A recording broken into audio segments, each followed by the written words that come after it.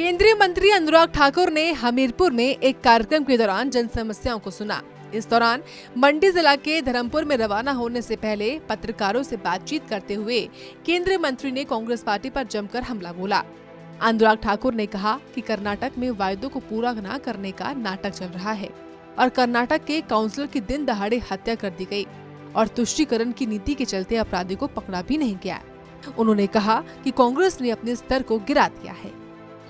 कर्नाटक में एक नाटक ये चल रहा है कि जो वायदे किए वो पूरे नहीं हुए, बम धमाके वहाँ पर हुए, आतंकवादियों की गिरफ्तारी नहीं हुई।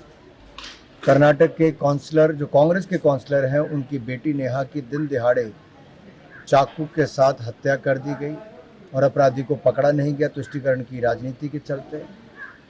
पाकिस्तान जिंदाबाद के नारे लगे जब वहाँ पर राज्यसभा का सांसद कांग्रेस का चुना गया। ये अपने आप में दिखाता है कि कांग्रेस ने कितना गिरा दिया है स्तर को।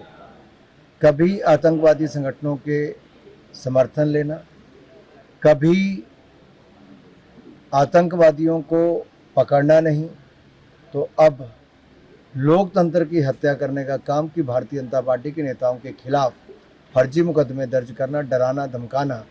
लेकिन कांग्रेस फिर भी कर्नाटक में चुनाव नहीं जीत पाई।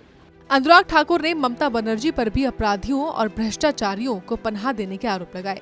उन्होंने पूछा कि ये किस तरह की सरकार है जहां भ्रष्टाचार का बोलबाला है तो अलगाववाद और महिलाओं पर अत्याचार हावी है। उन्होंने कहा कि ममता बनर्जी भ्रष्ट अधिकारियों और नेताओं को बचाने के लिए आगे आती हैं, जो कि गलत है। बम धमाके, गोला बारूद ये आम बात बन गई ममता बनर्जी जी की सरकार में।